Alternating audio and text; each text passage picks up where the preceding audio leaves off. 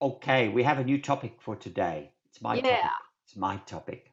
yeah, Yeah, how cool is that? yeah. I get to do my topic now. And I this love is your topic. about, yeah, thank you. I love your topics too. It's been too long since I've had your topics. We should have more topics from you. But yes, next time, a topic from you next time. What is your All topic right. next time? I bet you can't remember. I remember it's a warm up and it's a space. Oh, Warm up oh, very solo. cool. Very good. Very, very good. Very nice. So, my topic though is not that. I have a different topic. I have my topic, and my topic is how this whole thing about using change as a generator of content. So, I prepared a little bit of technical analysis to help me through the topic. Uh, and I might as well do the first one. This time I'm very proud of this moment. This is probably the highlight of my entire technological life. I But it's cannot to do wait. with the first part of the topic, really, is this whole idea of change. So, and it gets to this point that attention, it's what we give. So it has directionality, attention. Like I give my attention to something. So there's this possibility to give my attention a directionality, and this is wonderful. This is really great. And then, of course, if I that means I can choose to give my attention to one thing, or I can give it to another. And this happens all the time spontaneously, and most of the time I don't need to worry about that or think about it, but I can choose to do it. So it becomes a tool I can use. Pay attention to this or pay attention to that. It's not like I'm just a victim to external stimulation. I can choose what I notice and what I don't notice. And that means that if I want to go to something new, I don't always have to wait to be attracted to something new. I could actually choose to change what I pay attention to and create something new. And that's really what this little talk is about. So I think my diagrams are very clear.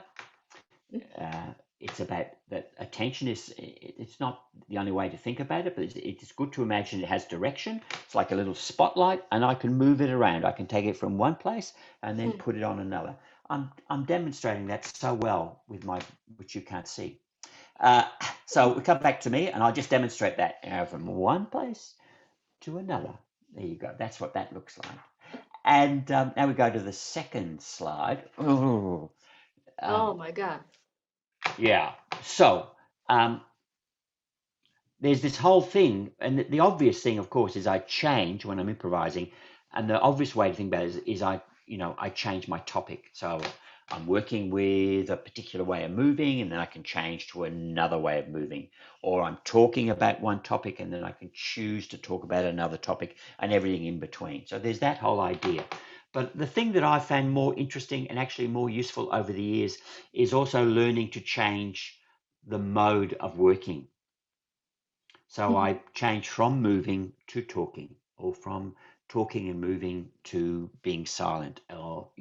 So it's this idea that change is not just about changing the content of the material, but it's also about changing the way I'm working.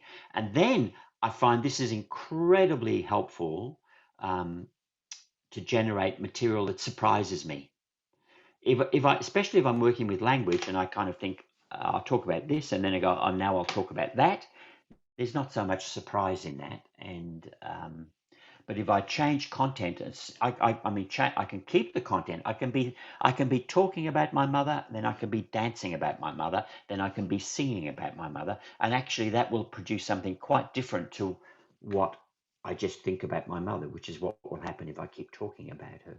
So it's this idea that we change the way we're working, and of course, for that to work, we have to, in a way, understand that we have different ways of working. In other words, have some names for some ways of working. Um, the kind of summary of all of that is choosing where to attend is a key skill for improvisers. Okay, so learning to be good about noticing, that's one of the key skills. And then another key skill is that I can choose what to notice, where to put my attention. Hmm. And we should practice that. And we shouldn't always wait until one thing finishes and then go, what interests me now? I could be much more active and focused and make choices about that. And that changing our mode of working is a generator of content as well. So if I'm talking about something, then I should be able to go, stop talking and now move about that, or as change both at the same time, the way I'm working and the content. So that's the topic for today. I'll come back to some live material, just sliding in there. How sophisticated. It's great. I love that. And I thought I might just do a little sample of something, Hmm. just to kind of make that clearer for me. So, okay, I'm going to start working with my imagination. Hmm. Then I'm going to find the language that comes from my imagination. Then I'm going to find what happens when I change to moving, whether, yeah, that'll do. Okay, so I'll just do Okay. that. I won't move around. I'll just sit here in my chair in my office in Orbost, Southeast Australia. It was 41 degrees yesterday, by the way. Oh, Ridiculous. Get used to totally, it, sadly. totally. Yeah. But here we finally got snow, just in case. Ah, cool. How great. But Yeah, you have to stay inside, no? yeah, yeah. No, this like last week I can go outside, so it's like, Good. Okay. So I'll start from my imagination to my language. Here we go.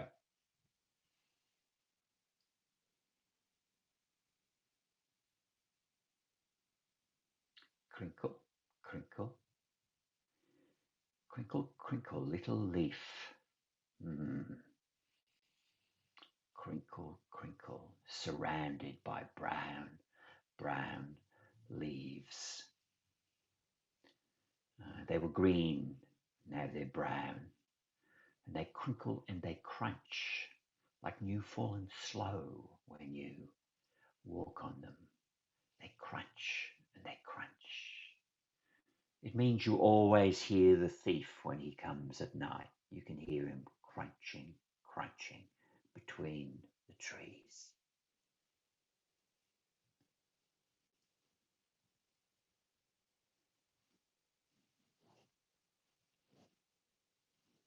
Feeling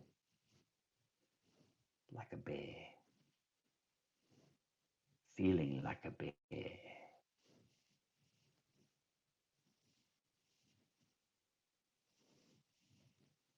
Rolling.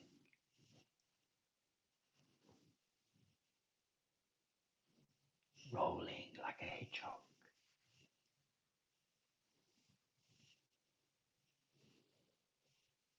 And at night, when you cannot sleep because it's too hot,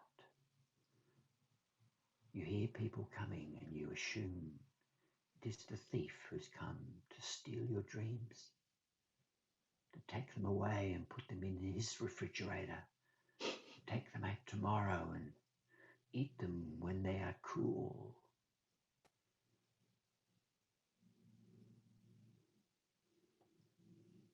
I'll stop there.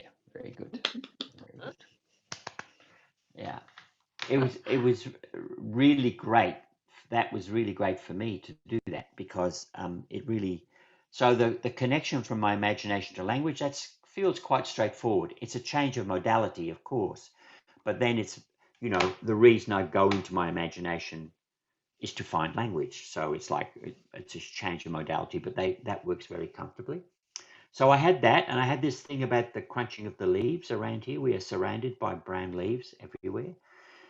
That's just normal. The leaves on the trees here fall off and they go brown from the eucalypts. And of course, this is really connects to the bushfires and all of that because they burn and da da da da da. So that's it's like a big thing. So that was easy to go into that, and it felt, yeah, okay. So I've got this thing about the leaves crunching, da da da.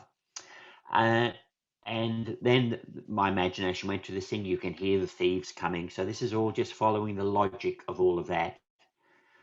And I wouldn't say, but it's like the language and the images producing more language, producing more images. And for me, it works more that the language produces the image rather than the image produces the language. But, all of that. But when I started to do this thing, uh, take the movement, I just consciously said, stop talking and just, let the movement come. Mm-hmm.